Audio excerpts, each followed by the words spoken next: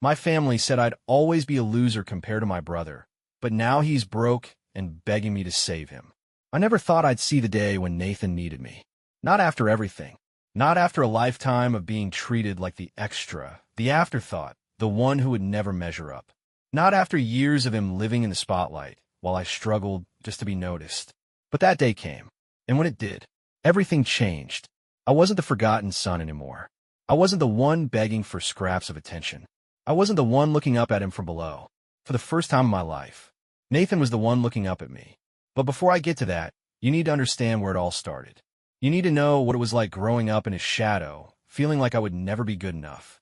Because only then will you understand why, when the moment came, when Nathan stood in front of me, broken, desperate, and needing help, I made the decision that I did. Growing up, there was no competition between me and Nathan. Not because I didn't try. Oh, I did. But because there was no contest. Nathan had already won before I even got a chance to play. Nathan was the star, the prodigy, the son my parents could proudly show off to the world. He was brilliant, the kind of kid who could skim through a textbook once and ace the test the next day. Teachers loved him, schools fought over him, and my parents never stopped bragging about how he was going places. He was athletic, a natural-born competitor who seemed to glide through sports effortlessly. Captain of the soccer team, star of the basketball team, even tried out for track, and somehow dominated there too. My parents cheered his games, wore his jersey, took pictures like they were his biggest fans. He was charming, the kind of person who could walk into a room and make everyone want to be his best friend. Coaches, teachers, even random neighbors, everyone loved Nathan. I was average. I got by in school, but I had to work twice as hard just to get decent grades. Nobody was fighting to have me in their classrooms. I liked sports, but I wasn't great at them. If I made a team, it was because they needed a backup. No one was wearing my jersey. I wasn't effortlessly charming. I was quiet, sometimes awkward. People liked me fine, but no one gravitated toward me like they did with Nathan. Nathan shined so brightly that I didn't even have a shadow of my own. And my parents? They never let me forget it. It wasn't just in my head. The way they treated him, the way they ignored me, wasn't subtle. Like how my mom would talk about Nathan's achievements for hours, but could barely remember what subjects I was taking. Or how my dad would spend every weekend at Nathan's games, screaming from the sidelines, but somehow never found the time to come to the things I cared about. Or how Nathan's room was filled with trophies, medals, framed certificates, while mine was just a room. And then there were the bigger things. Like when Nathan got into an Ivy League school, and they threw him a huge party. Catered food, a cake with the school's logo, decorations everywhere. Family flew in just to celebrate him. When I graduated high school, a pat on the back and a good job, bud. Nathan was the future of our family. I was just existing in it.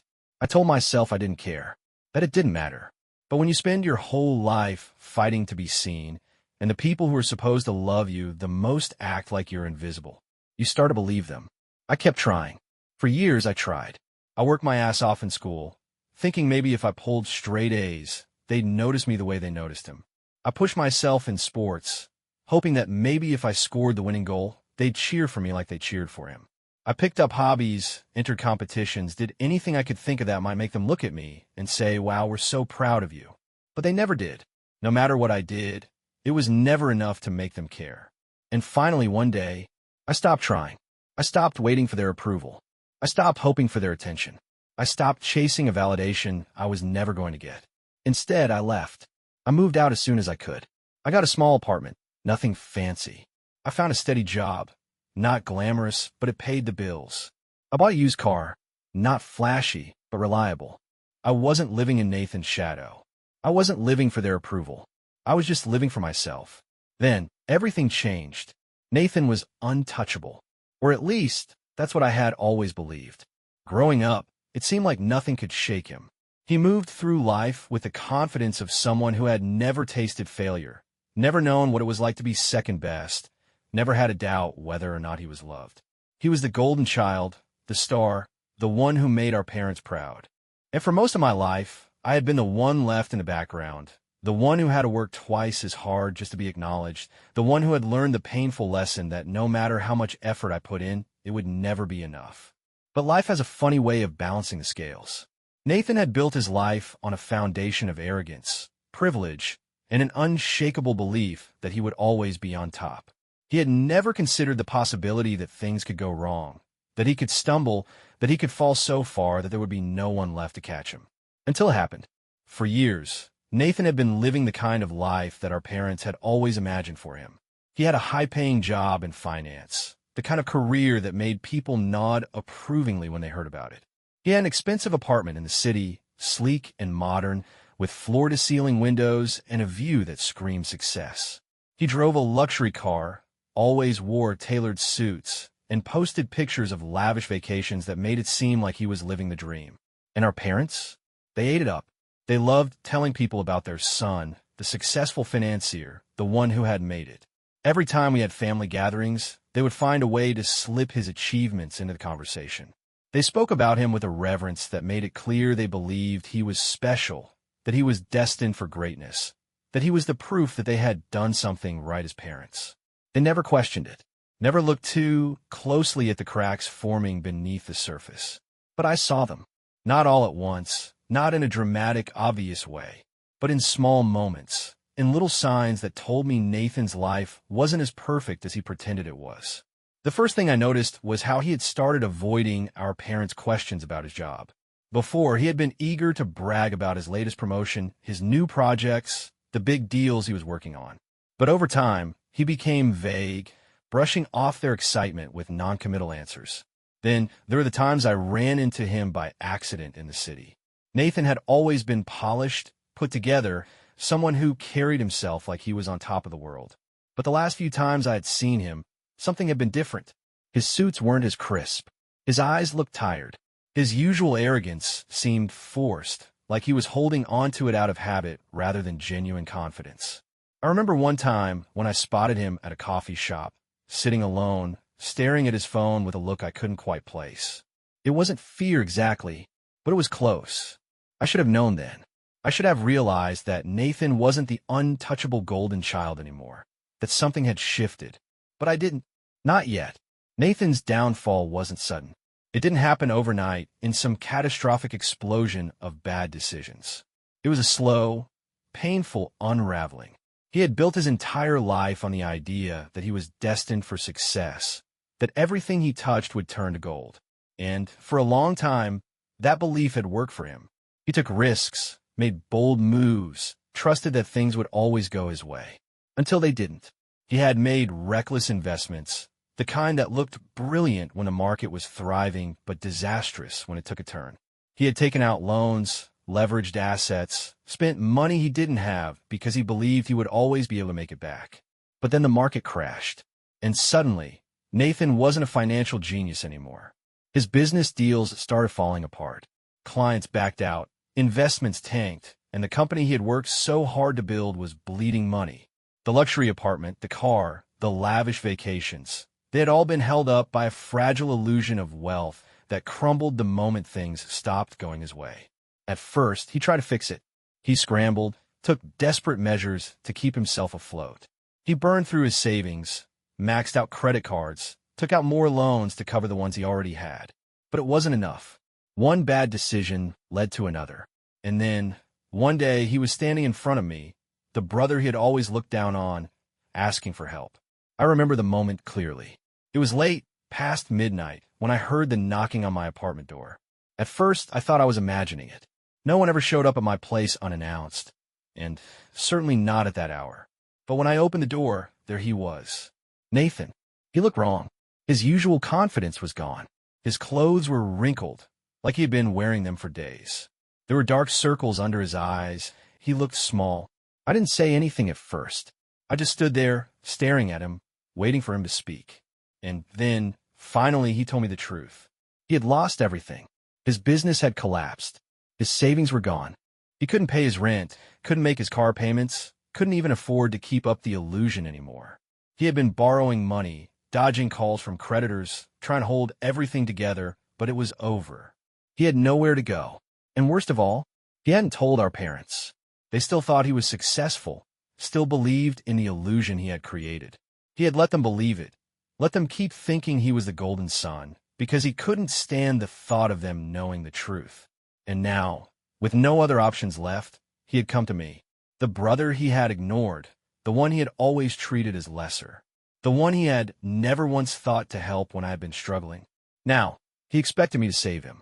There was a time when I would have jumped at the chance to help him, a time when I would have seen this as an opportunity to finally earn his respect, to prove to our parents that I was worth something.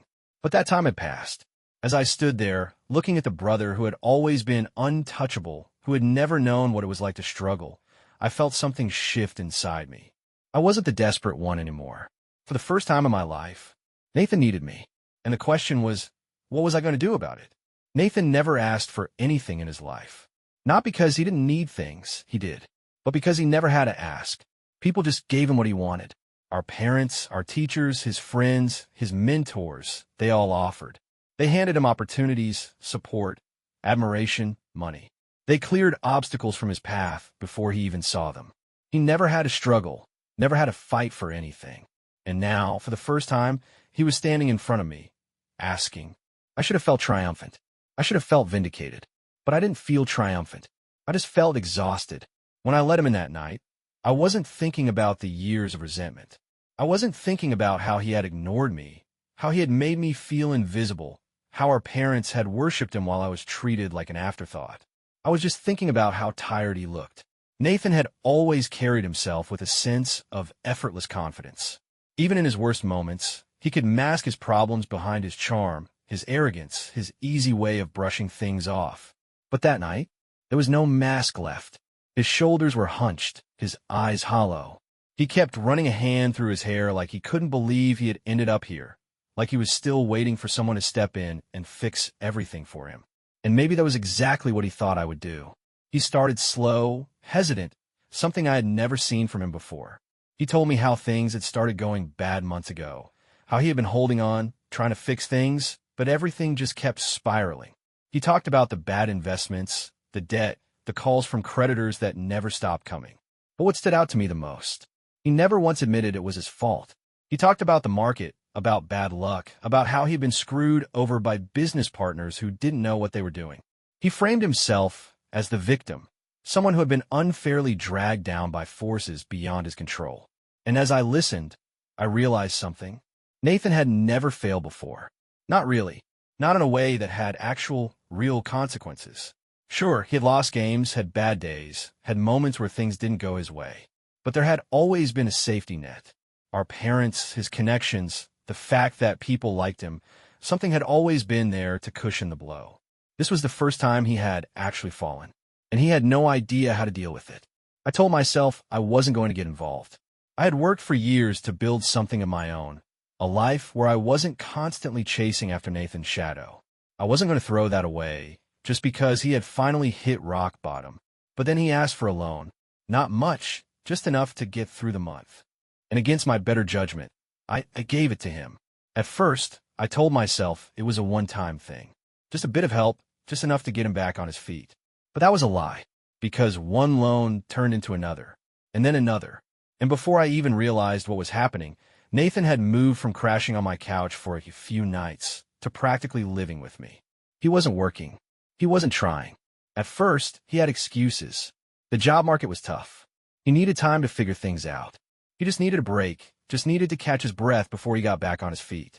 But days turned into weeks. Weeks turned into months. And Nathan, the golden child, the one who had always been ahead of me, the one who had spent his life being admired, respected, and loved, was now completely dependent on me. And the worst part? I let it happen. I should have said no. I should have cut him off early, told him to figure things out on his own, forced him to face the consequences of his own mistakes. But I didn't. Because despite everything, despite the years of resentment, despite the way he had treated me, despite the fact that I knew he wasn't doing anything to fix a situation, I still couldn't bring myself to let my own brother end up homeless. So I paid the rent. I covered the bills. I drained my own savings just to keep him afloat, thinking that any day now he would turn things around, that he would get a job, that he would finally start taking responsibility for his own life. But he never did. And after a while, I realized he never would. Not as long as I was there to carry him. For months, our parents had no idea. Nathan had been avoiding our parents for months. Whenever they called, he let go to voicemail. When they asked to visit, he made excuses. And when they pushed for details about his job, he gave them vague, dismissive answers. But eventually, they got tired of waiting. One night, they called and insisted we both come to dinner. It wasn't a request. It wasn't optional. And despite Nathan's weak attempts to get out of it, they wouldn't take no for an answer. I should have refused. I should have found an excuse of my own, saved myself from the inevitable humiliation of another night spent being compared to Nathan. But I didn't. Maybe I was too exhausted to argue. Maybe I was still carrying some last, dying hope that things would be different this time. So I went. Dinner felt like stepping back into my childhood. Nathan, basking in the warmth of our parents' attention. Me, sitting in the shadows, just existing while they ignored me. Our mother asked Nathan about his job, smiling like she already knew the answer, that he was thriving, of course. Nathan, ever the performer, leaned back in his chair and put on the act. He talked about business ventures, about exciting opportunities, about how he was considering new investments. He spoke with so much confidence that if I hadn't known the truth, even I might have believed him. They laughed at his jokes. They praised his dedication. Our dad even started talking about how Nathan was always destined for success, how he had a natural talent for making money. And then, right on cue, they turned to me. Or rather, they turned on me. First came the half-hearted questions. How was my job going? Did I ever think about moving into a more competitive field? Had I considered taking inspiration from Nathan? Then came the thinly veiled criticism. They told me I should be more ambitious, that I needed to push myself more, that Nathan had always been a go-getter while I had been, well, me. And finally, the jokes. My dad smirked as he said, I must be relieved that I wasn't paying big city rent like Nathan was. My mom chuckled and said something about how it must be nice not having as much responsibility as Nathan did. Nathan, who hadn't paid for his own rent in months. Nathan, who was living off me like a parasite. And as they sat there, laughing at my expense, still blindly believing in the fantasy that Nathan had built for them, something inside me snapped. And I was done. Just as the laughter was subsiding, I asked Nathan, when are you going to invite us to your house? Silence. For the first time all night, Nathan looked uncomfortable. He stammered, something about how his place was undergoing renovations. He avoided eye contact, scratched the back of his neck, grasping for an excuse that didn't exist. But our dad wasn't letting it go. He pushed further, asking why Nathan hadn't mentioned renovations before, what exactly was being worked on, how long it would take. Nathan panicked. He started talking faster, digging himself into a deeper hole. First, it was about the plumbing issues. Then it was something about needing new furniture. Then, he claimed there was a problem with the lease agreement. It was pathetic. I watched as our parents' expressions shifted, confusion creeping in, doubt flickering behind their eyes. And for the first time in my life, I wasn't the one being questioned. Nathan was, and he had no idea how to handle it. I sat there waiting for him to finally tell the truth. But of course, he didn't. Nathan never told the truth. Instead, he turned to me, begging me with his eyes to go along with the lie, to cover for him, to keep his perfect image intact. And that was when I decided I wasn't doing it anymore. I dropped my fork onto my plate, the sound cutting through the awkward silence. Then, without looking at Nathan, I spoke. I told him everything. I told him that Nathan wasn't successful, that he hadn't been for months, that he had lost his job, his savings, his apartment, and that he had been living in my apartment, surviving off my paycheck, paying his bills with my money. Nathan tried to interrupt, tried to spin it, but I didn't stop. I told them that he had been lying to them, keeping up a fake image while refusing to take responsibility for himself. And then, I pulled out my phone, scrolled through months of bank transfers, receipts, rent payments, proof that I had been supporting him, and slid it onto the table in front of them. Our parents went silent. Our mom looked at the screen, her face draining of color. Our dad's expression twisted into something I had never seen before. Disbelief, anger, maybe even embarrassment. Nathan was fumbling for excuses. He told them I was exaggerating, that I had offered to help him, that things were temporary, that he was on the verge of fixing everything. But the evidence was right there. And this time, they didn't believe him. I didn't wait to hear what they had to say. I didn't wait for Nathan to come up with another lie. I just stood up, grabbed my jacket, and walked out.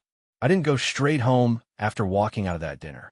I needed time to breathe, to let the weight of everything settle.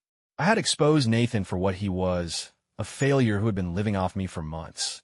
And I had done it in front of our parents, the two people who had spent our entire lives believing he could do no wrong. By the time I finally headed back to my apartment, it was late. The city streets were quiet, the cold air biting at my skin. My mind was still racing, playing back the scene from dinner over and over again. The way Nathan had stumbled over his lies. The way our parents' expressions had changed when they saw the proof. The way I had finally stood up for myself after years of silence. I had spoken my truth. Before I even reached my building, I made a decision. Nathan had to go. Tonight. Not tomorrow. Not next week. Now. I wasn't going to wait for him to come crawling back with excuses. I wasn't going to let him smooth things over with lies. I was done letting him take advantage of me. When I stepped into my apartment, it felt like I was walking into a mess I no longer had to clean up. Nathan had been living here for months, but he had never treated it like a place he respected. His trash was everywhere, his dirty laundry piled up, his expensive cologne lingering in the air. It was as if he had made himself at home without ever actually belonging here. I went straight to his things. His duffel bag, still half-packed from the last time he had promised to start looking for his own place. His designer shoes, the ones he had bought back when he was still pretending to be rich. His watch, carelessly left on the counter, a symbol of the life he no longer had. I grabbed it all and tossed it outside my front door. Then, just to make sure he got the message, I texted him. "Your stuff is outside. Don't come back." Less than an hour later, I heard the pounding on my door. I didn't even flinch. I knew who it was. Nathan had seen my text. He had rushed back, probably still convinced he could talk his way out of this, that he could guilt me into letting him stay. But I didn't open the door.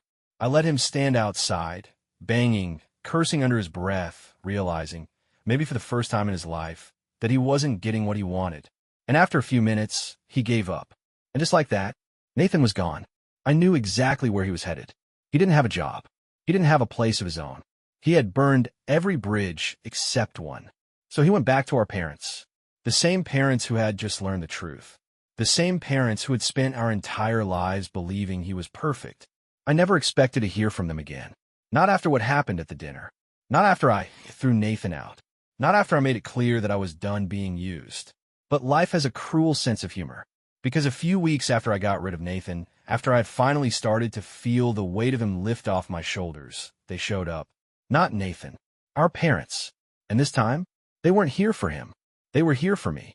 The same people who had spent my entire life treating me like I was less than. The same people who had laughed at me at dinner, right before they found out the truth. The same people who had spent years idolizing Nathan while barely acknowledging me. Now, they were looking at me differently. They weren't cold. They weren't dismissive. They weren't indifferent. They were warm, open, almost proud. At first, they said they just wanted to talk. That the last time we saw each other had been tense, and that they had been thinking a lot. That they had realized some things. My father, who had spent his whole life belittling me, ignoring me, mocking me, actually looked me in the eye and told me that he was proud of me. That I had turned out to be stronger than they had ever given me credit for. That I was the responsible one, the capable one, the one who had finally proven himself. And my mother? She smiled at me, really smiled. She said she was so sorry for the way they had treated me. That she saw now how unfair it had all been. That they had been so focused on Nathan, so convinced that he was the one destined for greatness, that they had failed to see the truth. That the real success story in the family was me. I just stood there, staring at them, as they rewrote history in real time. Because that's what this was. They weren't apologizing for who they were. They weren't apologizing for what they had done. They were apologizing because they had backed the wrong horse. Because Nathan had fallen, and I had risen. And suddenly, I was worth something to them. They never loved me. They just loved winning. They tried to act like it was about me. That they had finally seen my value. That they wanted to start fresh. I let the disgust seep into my voice as I asked them a simple question. Would you be standing here right now if Nathan was still on top? I didn't need an answer, because I already knew it. And so did they. I didn't let them finish their excuses. I didn't let them pretend for even one more second. I told them to leave. That whatever fantasy they had in their heads about us becoming a happy family was dead before it even started. And I told them exactly what they needed to hear. that they had never been my family, that I had spent my entire life trying to earn their love, and I was done. And that from this moment on, I was no longer their son. Then I slammed the door in their faces. I wasn't someone's afterthought. I wasn't Nathan's shadow. I wasn't my parents' disappointment. I wasn't fighting for love that would never come. I was just me, and that was all I needed to be.